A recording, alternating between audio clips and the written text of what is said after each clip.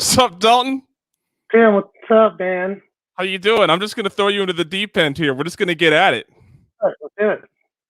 So, how you doing? It's so good to meet you in person. In person, right? Whatever in person means.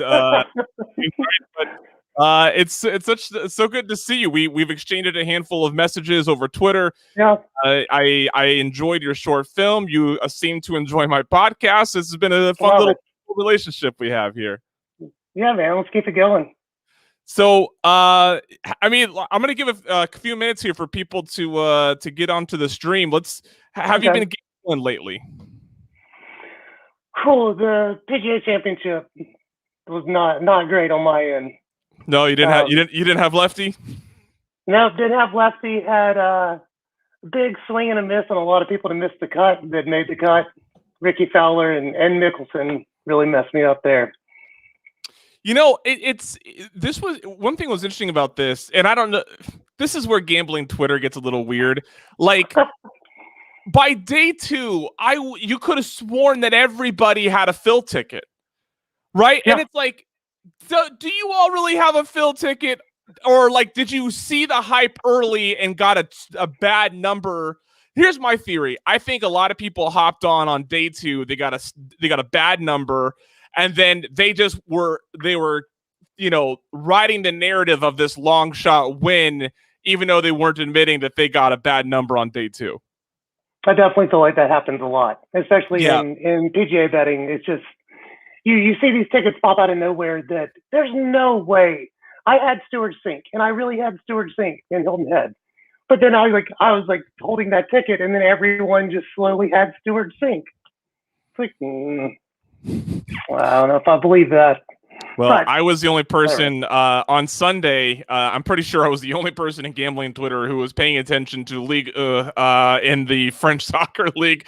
But I appreciate. I had a lot of people message me after Lille won the championship. I appreciate everybody sending. I know only a few of you really care about soccer and soccer betting.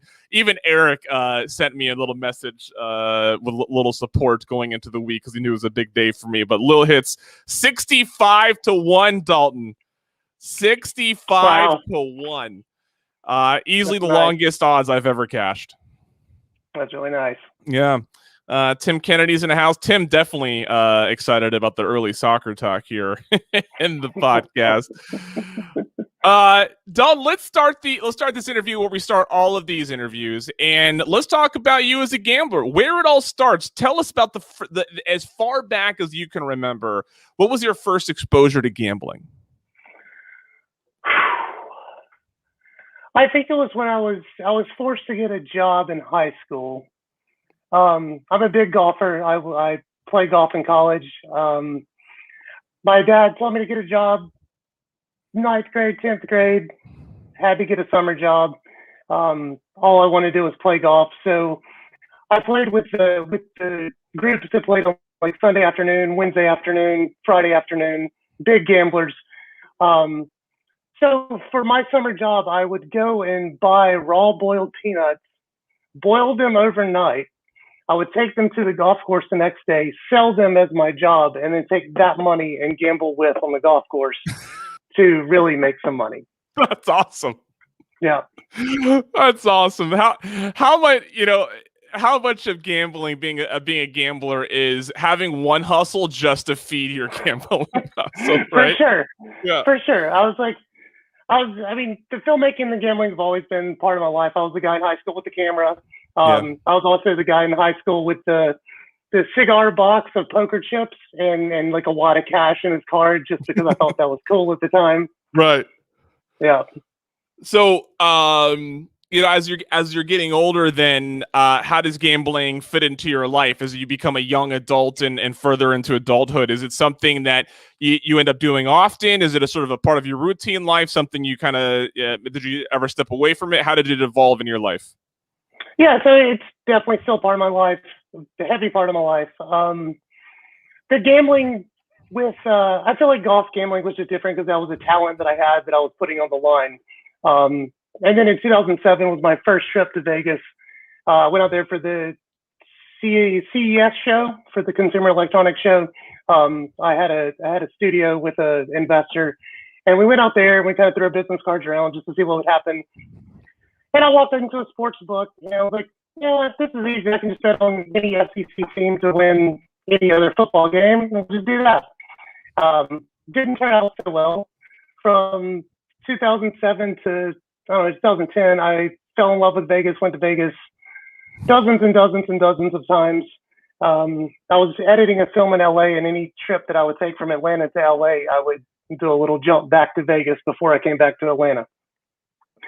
And then 2010, I had lost enough money in sports betting that I was like, there's guys out there that do this for real. I've got to figure out how you can do it for real. So I took the full plunge for about 2 years of every book that I could find, every forum that I could read and post and talk to people. And then about 2012, I started betting college football, PGA, and kind of fell in love with those two sports and still do it today. I have my algorithm, my setup. I still do all of the things I used to do. I'm the father of twins and married now. So I think leading into Charlie, my dream to move to Vegas in 2015, 16, I think that's where I pulled that inspiration from. And then I met my wife in 2015 and we ended up staying in Atlanta, and we have two beautiful girl twins. Oh, very good. Congratulations. Yeah. So how does your, is your wife a bettor? Is she familiar with the industry at all? Or is that something you kind of had to negotiate a little bit in the relationship? So that was one of the first conversations we had. I think it was on our second date. I was like, I got to tell you something.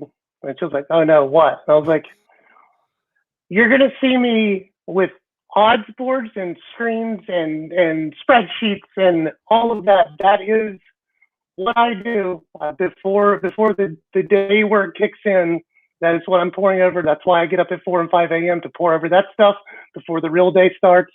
I will keep up with all of this. I will track it. And she's like, oh, so you're a gambler? I'm like, yeah, but like it's more to it than that. And then I had to explain, like, so it's gambling, but yeah, it's part of the investment. And like, I'm actually attempting to bring in more than I lose instead of just throwing money around in parlays. I like that. There's more to it, right? Like, it's gambling, but I feel like gamblers, baby. I love gamblers. We're so defensive. Like, come on, it's more to it. That's cool. I mean, so did you ever, you're having that conversation on date 2, but then was there a point anytime after, like soon after that, where then she saw it and when she was like, oh, that's what he's talking about? I think it took a while. I think it was the first football season really hit her. They're like, oh shit, this is real. I think that the first football season we were together, I love college football. I'm a fan of college football, but I also I feel like I eat it up for the betting side during the week, but then on Saturday I can flip that switch and just turn into a football fan. So from 9 a.m. until the last Pac-12 game plays, and hopefully there's a Hawaii game, that is my Saturday. She is the most awesome person. We have 3 televisions in our living room, 1 main television and 2 off to the side for the additional games. She's a big Georgia Bulldog fan, so that usually takes main stage, and then I get to watch my UTEP versus whoever on the side. Yeah. Okay. That's good. So, you mentioned Charlie, which is a short film that you created, that you call, a short film for bettors by a bettor. And so, obviously, you had experience in this going. So, when does film? You said it in high school. You were the guy with the camera, but when does film? When does it really become a part of your life? I've got a picture of me at 12 years old, shirtless, jean shorts, cut off jean shorts, shirtless, standing over a burning sandcastle with a G.I. Joe and a Godzilla facing off with a VHS camera on my shoulder. That's awesome. So yeah, it's been, I don't know, since then, before then, I fell in love with it. Um, any film that I could watch, I watched. I loved everything about filmmaking. I romanticized filmmaking. Went to film school. Uh, I feel like there was a big turn in the industry when the digital cameras in HD kind of came about. So the romantic side of that was kind of lost, and I think that's what led me to find something else that was romanticized in sports betting, and gambling. That it was still like under the radar and still, seen as different and something that people either looked up to or looked down upon. Um, I went to film school, got out of film school, started a studio with an investor. We made a couple projects. Um, I left that studio in about 2010, 2011, did my own freelance thing for about 3 or 4 years.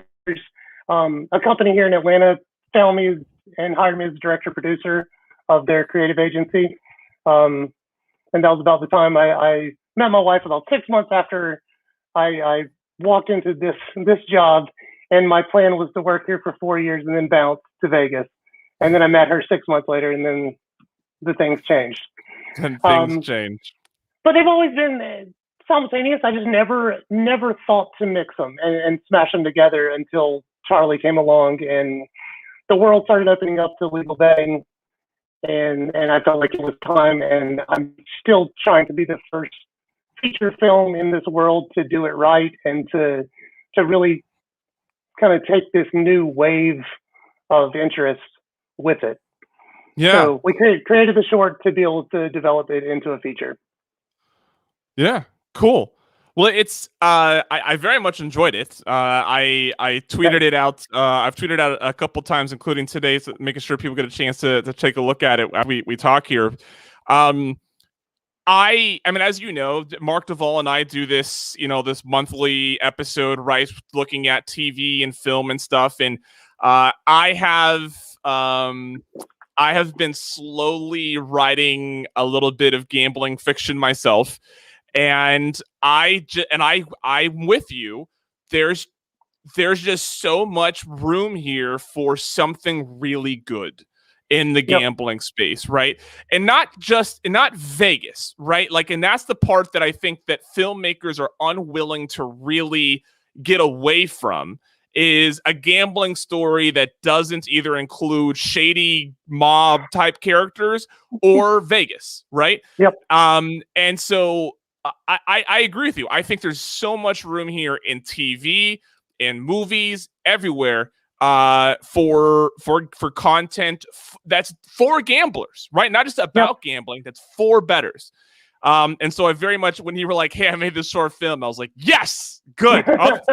Someone else agrees with me. So when did you have that aha moment where you're like, "Oh, snap, I can take this thing I'm really good at, this industry that I'm passionate about, and create something for it"?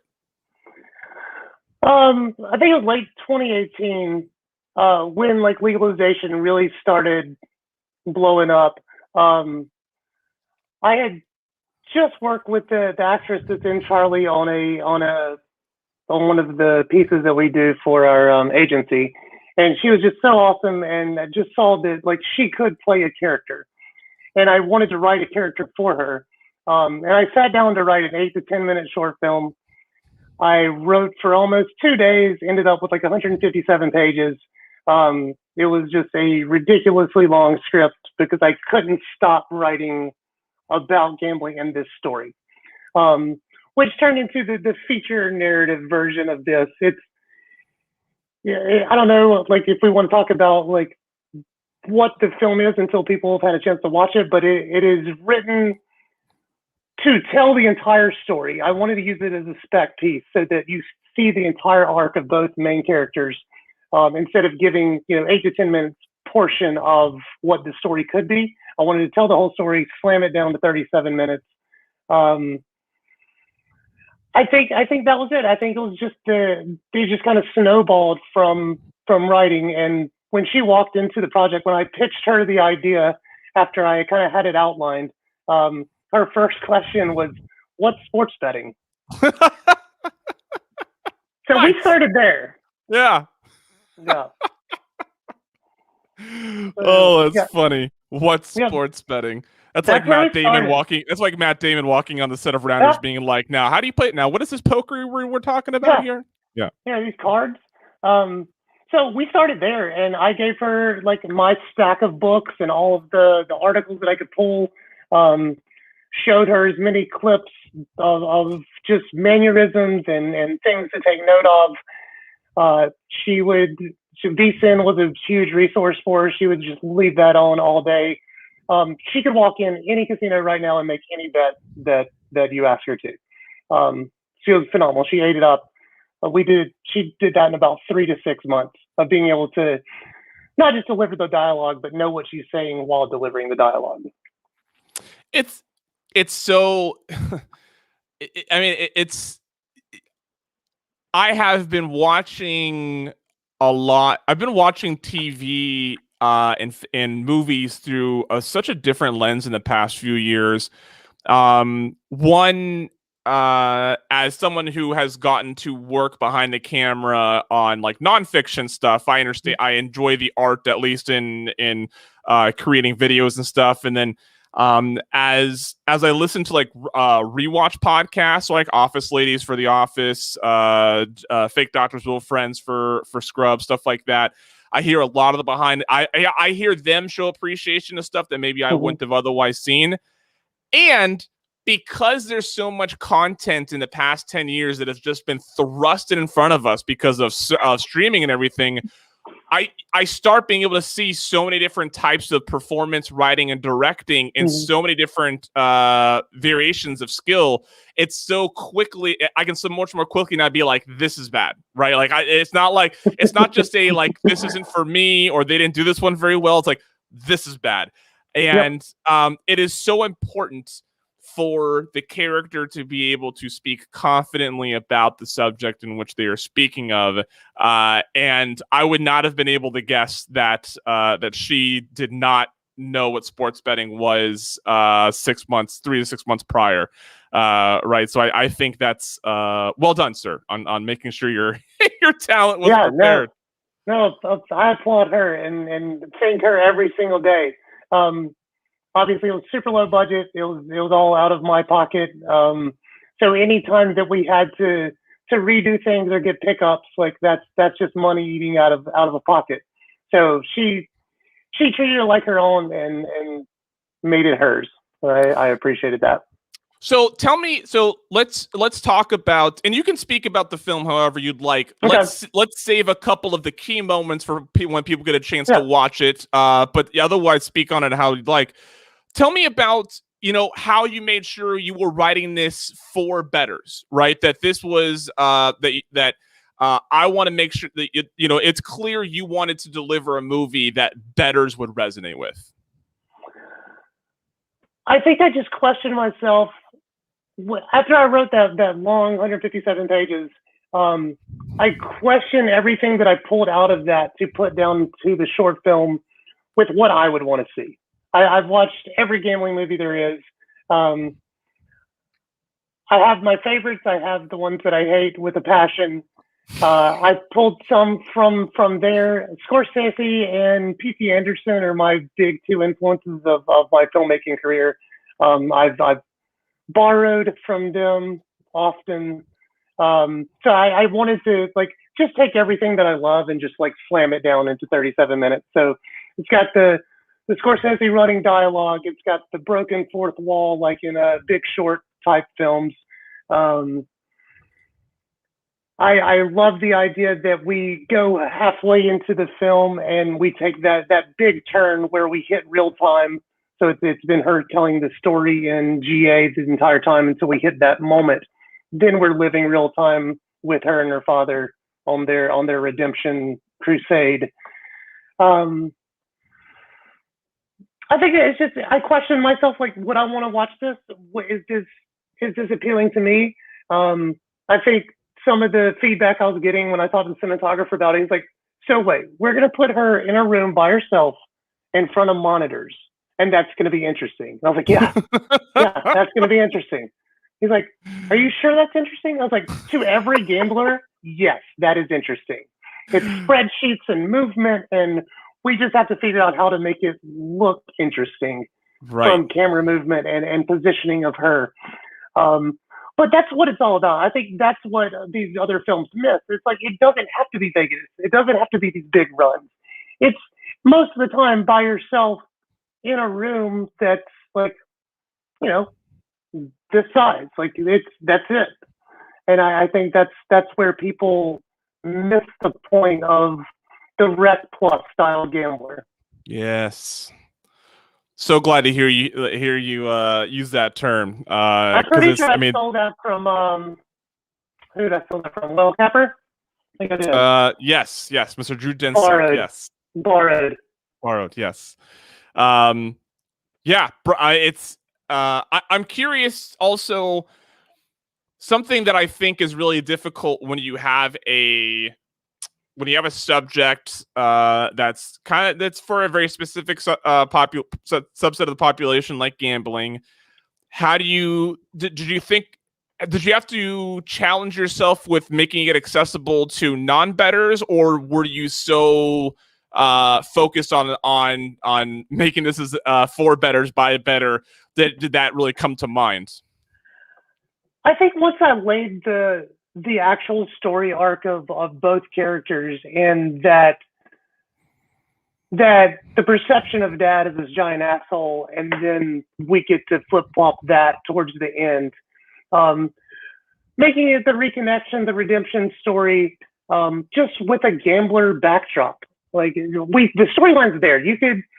That's why I really believe in this film as a bigger version, as a feature film, because dudes can go to the cinema and enjoy the betting side, enjoy, looking at the girl, and then the girlfriends can actually have this very heart emotional storyline that's running through the entire film.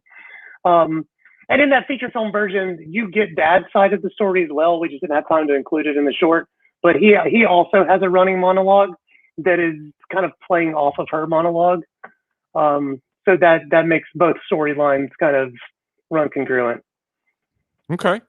But Atlantic City Jake commenting on my shirt. Yes, Gamble Palooza, which I saw people harassing Vito on Twitter, asking for another Gamble Palooza. Everybody's getting a little antsy now that masks aren't required everywhere.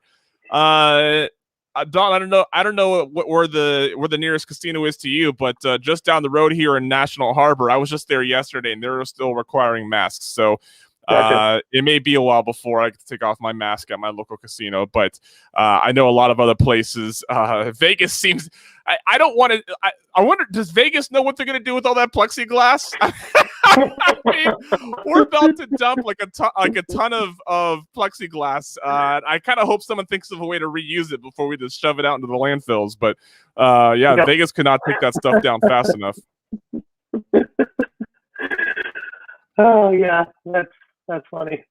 What when you go to Vegas, where do you like staying? I used to say Sahara used to be my place. I loved it. Sahara, MGM, and then as soon as I was married, we're Aria and Bellagio now. I don't think we can go anywhere else. I think we're stuck into those. Yeah. Cool. I'm staying at the Bellagio for the first time ever in just a few weeks for Vegas Vacation 10. So I'm very, very much looking forward to it. Yep, you'll love it. Yeah, it's cool. Great. What did you ever like? Okay, you said that there's movies, there's gambling movies that you like hate with a passion. Are you willing to name them? I'm really curious because and the reason why I'm not, like, if you don't want to to create a stir, that's fine. But I'm curious if based off of what those movies are, if I can see where inspiration to do that stuff better comes in your filmmaking. You know what I'm saying? Like because whenever you see, as a creator, when you see something done poorly, you're like, well, I'm going to do that better. Like, or I'm going to make sure that that's done the way it should be. Yep, absolutely. Hopefully this doesn't put any future producers that want to make this gambling film. I think that somewhere along the way, some producer out there thought that every gambling film had to end with all in. Mm. And look, writing this film, it is so hard not to push all the chips in at any. So that was like the big thing that I wanted to hit in that third act, in that conclusion. Like, I can't make it to where we go all in. We actually banished the words all in on set because I just did not want to hear them. Yeah. We banished that and we skipped every 13 take. So those are our two like things. We're making a gambling film. A gambling film. We had to do that's something. so great. That's so good. Yeah, my name is Dalton Harpe. So somebody put on the slate Dalton Sharp was on there at some point. So we had a blast with gambling terms. Anyway, Yeah, I think just like ramping up this illusion that people need to be betting millions of dollars to get a thrill. I don't know where that came from. I think that Rounders did a really good job keeping it in the range of number that was realistic to everyone. I think I tried to keep that with this out of college gambler in Charlie, that losing 10 grand is a massive setback, but it's not about the money she lost. It was about how she lost it that set her back. And I think that's something other gambling films don't take. They want to put a number to it. And let's make it this massive number that, oh man, but like everybody that's like would be sweating that, like couldn't do that anyway. So what's the point in giving your audience something that's unachievable? Yeah. I think Mark Wahlberg's The Gambler could be the worst one I've seen recently. I don't think there's very many people who are going to disagree with that. Yeah, like that's the mainstream one. There's some really bad off book, like Amazon stuff that you find about like poker and stuff that's just atrocious. Tim Kennedy agrees with you. I will say in the last, I don't know when it was, 10 years, Mississippi Grind has to be my number one gambling film currently. I think it might be Ben Mendelsohn and Ryan Reynolds' just relationship going to that. And I think that had a lot to do with how I laid out Charlie and made it that the run at the end being more of a road trip feel, with kind of taking from Mississippi Grind. I just love the feel of that. But if you watch that film multiple times, I still see stuff that Ben Mendelsohn did, just like true degenerate gambler stuff that you don't pick up on very often. I love that film so much. And then I love that it's pulled from California Split. It was kind of like a partnership with that. It was definitely based on that feel and that style. What else is good? And then most of the influence was from Casino for this, dialogue wise and camera movement wise. I wanted to make sure we get those dolly shots and those zooms taken from Casino. That still counts Casino as a gambling film. Are there is there a gambling movie trope that you think does well, that you think like where you're like, yep, this is overdone but almost has to be done? But mine, if I were to answer this, I don't know if this is a trope or not, but mine is the heater, right? Showing like a strong, profitable run at a table for at any point in the plot, right? Not just the redemption, I got my money back, and maybe at the front to start off to start off on, or just randomly in the middle, right? But I think as a gambler, like there's the reason why we love trip reports in this community is because we want to hear people talk about how there was a 45-minute craps roll, right? I wasn't there. Yeah.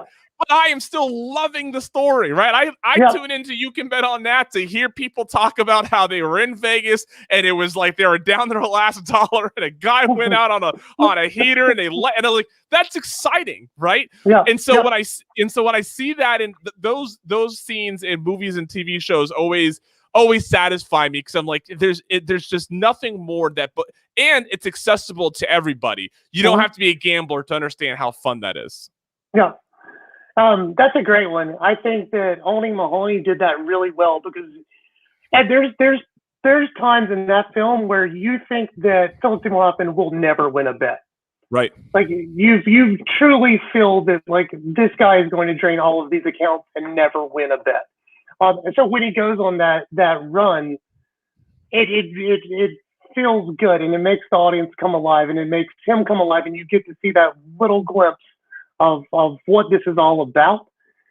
But I don't think you can have a gambling film without it. Like that's the thing. You can't not have that and still progress a character through the gambling world. One thing I loved about that with Owning a Home is a great example because it showed that no, gambling isn't just this bottomless pit of losing. You will win, but it's the discipline, right? That's the difference between the Mahonies of the world and the rest of us is that discipline to know your stakes, to know your limits, to know when you should walk away, to understand what your edge is, when it's time to leave, stuff like that. Dan Maloney or Mahoney, well, I can't remember what the actual guy's name is, but like the problem was he wanted to keep betting until there was nothing left, right? He wanted, like, it didn't matter. He could have hit the moon and he would have kept betting until there was nothing left, right? And I think that it's good for non-gamblers to see that even degenerates win, right? And even problem gamblers win. It's their discipline and knowing when and how to stop. That's the problem. Yep, for sure. Because I think that's something. I mean, man, I mean, getting into non-gamblers and how they perceive gambling and then how gambling movies portray it. I mean, some people that I know would swear that you could go to any given table, lose a $10 bet, and somehow they'll take the $500 in your pocket, right? Like, you know, like they think that just like you just walk up to a table and you're just like, here's my money, thank you very much. Like they don't understand. And the adage, the house always wins, makes it seem like every bet is somehow a trick play by the casino to take your money, right? And anyways, I'm going on a tangent here. Yep. As you were coming up with these characters, this is something I've been waiting to ask you. Yep. As you're coming up with these characters, what is the balance between drawing inspiration from other things you've seen and and then also making sure you're not creating a carbon copy of the character that you're drawing inspiration from? Character-wise, I would say I pulled her father a lot from my dad. I remember growing up, there was times where he was like on the phone talking about football, never thought anything about it. And then as I, started talking to him about sports betting and going to Vegas, he was like, yeah, I used to have a bookie and I would call down to the hamburger shop and I'd walk in and get my paper bag and like, what is happening? That's awesome. So like just those stories, like that's why the character of Chef is there. The character of Chef has a bigger role in the full feature. But like that's why those characters in there, just pulling from stories from my father and stories that I think Charlie is the closest to me and what I like my path. So yeah, I think that's that. Okay. I asked because you always you ever find yourself like recommending a show to someone and you're like, oh, it's like this show, or like they have like a character like this in it. And I always wonder, like, as you're, as creators, as you're drawing inspiration, like it's important to give people a frame of reference, right? And making, but also you don't want to just have created a different version of this other person or thing, right? Okay. I think inspiration from personal life is great because man, you can really draw from a lot of anecdotes and experiences there. I assume that your dad's seen it. What was his response to it? Oh, he loves it. Of course, like he's a gambler. He's in Biloxi right now as we're doing this. That's great.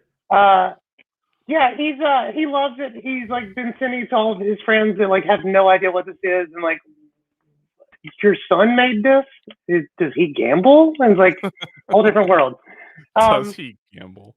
But yeah, he loves it. He loves talking about it. He still thinks he says it's the best thing that I've made my entire career. Um,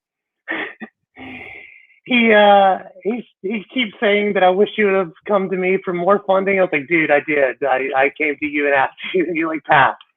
But yeah, I mean, I think taking from Mississippi Grind was my biggest pull, but I definitely wanted these characters to be themselves. And the actor that played Chuck, we had worked together on a film about 10 years ago, and it was like riding a bicycle. We just like jumped back into the director actor flow, and we were trying to develop Chuck to not fit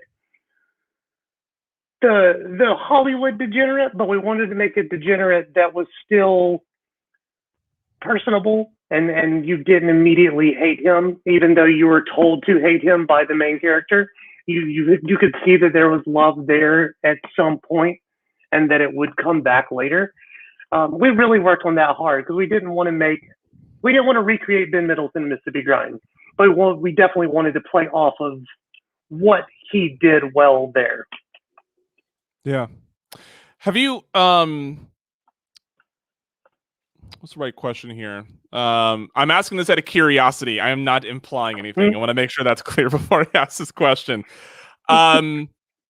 Is there like what inspiration have you gotten for either because you said you have this feature film sort of played out. You've created a short film to sort of represent that idea. But now that you've created the short film, has seeing that all the way through helped inform or inspire changes that you would make to the feature film, or even how would you tell this story again in a different iteration? For sure. Absolutely. I think the biggest thing that the feature film has that the short film doesn't, there's a sports book in it. That was the biggest thing. We called and Facebook message and emailed every single sports book east of the Mississippi. We would just Facebook blow up people trying to get to their marketing directors. The producers and I were just bombarding people.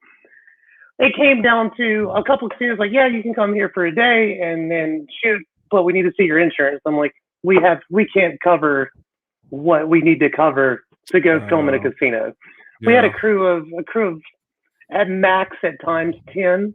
Most of the time we were between 5 and 7 with the 2 actors. Like we were just shoestring across the board.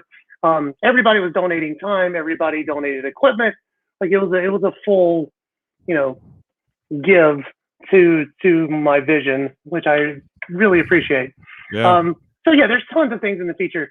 The sports book was the biggest thing. So the sports book changed to the Greyhound track in their parimutuel room, because that's where my father and I go to the Greyhound races in Jacksonville. Every time I go visit him in Florida, we go to the races there. We spend all Saturday betting greyhounds and ponies.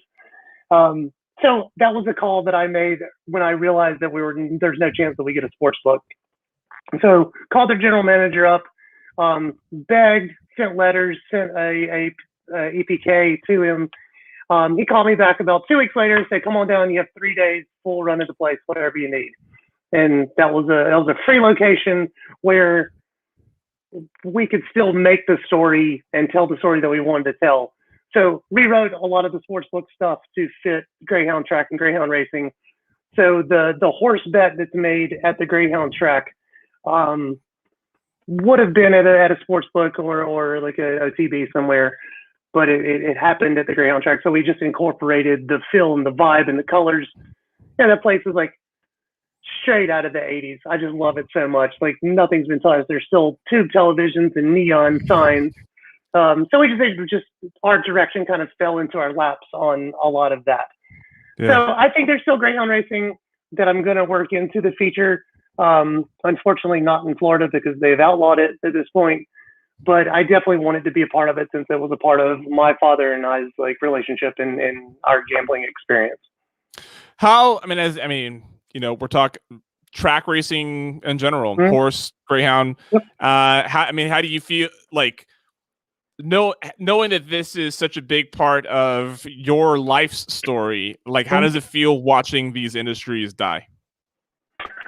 So these sticky notes right here on my wall in the background, that is a feature-length documentary on the end of greyhound racing in Florida. Oh, wow. The same location that gave us that, I went back to them 6 months later and pitched an idea to them that we want to be there. We want to document the close of greyhound racing through your employees' eyes. So we focused on the human story of the end of an industry, with no way to ever move over to something else. So we talked to trainers that they've been doing this for 50 years. They know nothing else. And now they're forced out of an entire industry to go find a job wherever they can get one. That's coming. I'm still in the editing process on that. I feel very overwhelmed in the feature lengthness of it, but that is the next project that's coming out of my world. Cool. Yeah. How do you, how do you get people? I mean, bring us into the creator's hot seat of. You said a lot of people donated time and equipment. Mm-hmm. Like, how do you sell people on a project to get that from them, right? Like, what sort of conversations do you have with these people to get them to donate that time to create something that you're so passionate about? So I've been. Do you wait till you get them drunk? That's what I would do. Don't you remember agreeing to give me 100 hours for free? Get them drunk, get them to sign something, and then change it. Yeah. I've been working in the Atlanta area for 10 plus years. I have a lot of contacts. I know a lot of people. I'm working in the agency world. We hire a lot of crew, a lot of talent to full gigs for giant trainings and whatever we need to do. So you meet a lot of people through that. They know that more work is coming through that, paid work is coming through that. So when there are passion projects, we all kind of pitch in where we can. My cinematographer and I have been working together for 15 plus years. Motion graphics and animation portion of Charlie, that was my college roommate. We've been working together for 15 plus years. So it's just people that know me know what I'm passionate about. I will say it was really nice to make phone calls and tell people that I'm a sports bettor and I'm making a sports betting movie, instead of trying to dodge that, which you usually try to dodge when people ask. So yeah, it was nice calling tracks up and sports books up and actually admitting you are a gambler. So, are you a table games player at all too? Do you hit the casino tables, or do you focus mostly on sports and track? I'll play roulette. Okay. I tried blackjack for a while. I don't have the focus that it's going to take to do that. With everything else going on. Roulette's fun. My dad loves roulette, so we'll go and play roulette. Of course, he has he has a system, and he has a system. He has his numbers. 3 years ago, I went to visit him and walked into the living room where there was a miniature setup of a roulette table and wheel that he was practicing his numbers on. So that now lives in his living room. That's awesome. In Florida. Yeah. So what are your numbers? Definitely there. 23, 14, 32. 23, 14, 32. Okay. Straight down the middle. Okay. Yeah. Nice. 21 is the only number that I have been loyal to in all of playing roulette, but I have also adopted 17 recently. Okay. Yeah. So 21 and 17 are usually my two numbers when I play. Roulette is such a I think roulette's a fun game. It's unfortunate that the money grabbers in the casino world have ruined such a fun game. I can't bring myself to play the 000. I definitely am never going to play 000. Yeah. Just give me, come on, give me. It's amazing to me that a casino that has, that has Bach and all that has a bunch of these games that where there's not a big house edge in a lot of these games. They're determined to not let roulette be a low house edge game, and it's the one game that like there's absolutely nothing the player can do to like you can't even pretend to control the dice. You literally put your chip out there and they it drives me nuts. We just can't have a fun, friendly single zero roulette game that everybody can enjoy. But I digress. You said you're working on this on Greyhound racing. I know you're looking to hopefully bring Charlie to a bigger stage. With that, I know creators don't like to divulge too much of what they got going on behind the scenes. But like, is there anything else that you're thinking of that now that you've seen Charlie work? Have you been like, oh, okay, I can do something like this? And have there been other stories that you started to put on paper? For sure. Just with the character of Charlie and the massive amount of positive reaction we got for Charlie makes me want to, yes, that character can live in a feature film, but that character can also be a part of another 7-character show, and we can build this whole world out if we wanted to. I mean, funding is definitely like on my American Express card right now, but once we have some kind of funding, Charlie can be bigger. Charlie can live. We can develop these characters where it can. I mean, I think Luck. Did you ever watch that show with Dustin Hoffman? Yes. Like, I feel like that was such a good try. Such a good try. But now that could happen. I feel like now you take that same setup-ish with sports betting, and then you build that into a world. I think there's tons of ways to go. I really want to see this as a feature film. I really want to get this off the ground. I think I have some really cool ideas behind it to make it closer to Big Short style, where you introduce a lot of different elements visually to it. I got some things cooking that I would love to make, but I think that, selling one and getting funding for the others is definitely what the wife would prefer at this point. Right. What for people who don't understand the industry side of this, why have you considered crowdfunding, and why, for people who don't understand the industry, why wouldn't you try that? So I think the last month I've been considering it. I never expected the positive reaction, as positive a reaction that we would have for Charlie than it's what we got.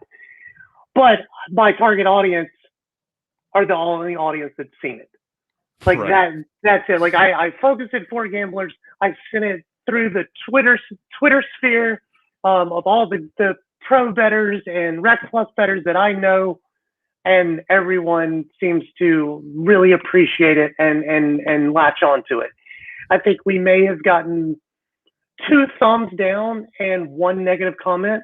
I've also posted it in like the gambling forums. Better than a lot of us podcasters. I posted in the gambling forums where I expected it to just be ripped apart, and it was the exact opposite reaction. People loved it. There were some, dumb comments, but sure, it's the internet. It's gonna happen. But like, I didn't expect this, so I feel like crowdfunding could work, but crowdfunding only means I can go so far with it. we could use the same actors. We could afford to pay for secondary characters. Like that's usually where short films fall off. It's like you have your two main cast, but then the day players and those minor roles become whatever you can find. Yeah. Like the party scene, I just like it kills me. I just want to die every time I see that scene because we showed up, no extra showed up. We weren't paying anybody.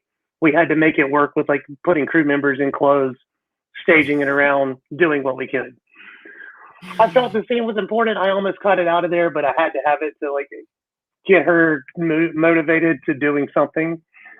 Well, you ever need an extra, you let me know. I will show up to sit in the background. Yeah. And yeah, you have at least one body the next time you need awesome. Extras. Perfect. Yeah.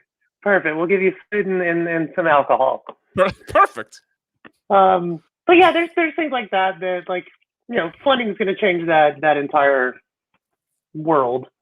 So crowdfunding, yeah, but that means that I'm doing what I just did, but with more money and still have, you know, not going to have Shailene Woodley playing Charlie. Like it's still going to be, you know, whoever I can find and the best that I can find. And Sarah did a great job with that. And I think that she could carry the film if it was bigger. But to me, that's an entire workload that if I had studio backing or real funding, you know, whole different ballgame where I would actually be getting paid. So even if I crowdsource, I probably wouldn't pay myself because I want the film to take all the money it can to carry itself. I mean, you just dropped a name, but I mean, like, if a studio were like, "Yeah, we'll pick this up. Who do you think should play Charlie?" We can make a couple phone calls to your wildest imaginations. Like, I think that's I for some reason have been leaning there, and I don't know why. I really think that she could play that age range. I think she could play it well. I'm nervous that Aaron Rodgers would be a part of it, but hey, we can get around that maybe. Okay. Or a you know up and comer that has some credits. I think Queen's Gambit did that really well with her. Like where have I seen her? Oh yeah, oh okay, and now she's huge. I think that type of actress would be perfect for this role, as long as the character of Chuck was somebody more established or older, you know, that's been around that people can attach to, that has a name. Yeah. Cool. Well, now that the we're hitting the summer, which is as a sports bettor not all that exciting, right? Once NBA playoffs are gone, it's like, oh, okay, we get to do baseball until things, but, you know. But what, I mean, you listed college football, golf. What else gets you waking up in the morning to check lines? Golf gets me through the summer. I feel like I can't wait for the All-Star break of baseball so that like I can like now it's football season. To me, that's like that mark of like now we can look at win totals. Now we can look at futures. Phil Steele is out and in my hands, and I can dive through the magazine. That to me is when I start printing schedules out, start looking at spots. That's Christmas. Like leading up until Labor Day weekend is where I focus on the preseason football stuff. I like NFL. I've checked out of trying to beat NFL. I think it's impossible. I know that guys do it. I commend them. Great job. Player props, man. I'm telling you, player props. Yeah, player props. There's spots in the NFL that I'll play, but Sunday's more for seeing what happened on Saturday and getting all of my data into my spreadsheets from the Saturday. It's so funny. It's funny, just that sentiment of the day where everybody's paying attention to this sport you use to follow up your other sport, like what you bet on. That's exactly how I feel with soccer, right? That like the weekend, everybody's talking like big football games, everything. I'm like, that's great. I have action on a tier 3 English football league game that I'm paying attention to. Congratulations to everybody who just cashed on whatever game that everybody's excited about. But I'm still sweating this 0-0 match. Yeah. Yeah, watching lines move on your phone. Right, exactly. Yeah. Exactly. I mean, and Yeah. that's the only part. It's a blessing and a curse. I can't watch a lot of the games that I bet on, uh, Right.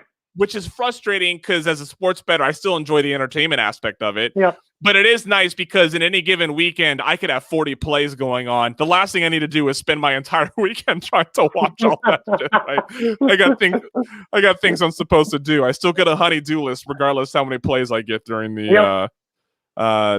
Douglas Goldberg, soccer is nonstop. Yes, it is. US MLS and USL just started. The Nordic football leagues just started. I'm super excited. Dalton, this has been an absolute pleasure. I knew from when you sent me Charlie that I wanted to get you on here and talk. And I'm glad we were able to make it happen. I really hope that I wish the best for you in what you try to do with Charlie, whether that means getting an investor or just crowdfunding and just doing it the best you can your way. I wish you the best, and I hope that if there's ever an opportunity for me to be in the background of something that involves betting, that you will let me sit back there and eat your food and drink your liquor. For sure, absolutely, anytime. Tim Kennedy says he will be watching Charlie tonight. Where can people find Charlie? I've tweeted it. I've shared it. You've tweeted it. But where can people find it? It's on my Twitter. If you go to @Dalton Harpe 7, if you just search into YouTube Charlie sports betting short film, it'll pop up. I hope that you have me back once we get this off the ground, and it is a feature film, and we're all showing up to the premiere. Yeah, absolutely. We'll absolutely get you back on here when that happens. I think Tim Kennedy says he found it on YouTube. Very good. Yeah, eager to see what everybody thinks. Dalton, thank you so much for your time. Everybody, thank you for listening. I appreciate it.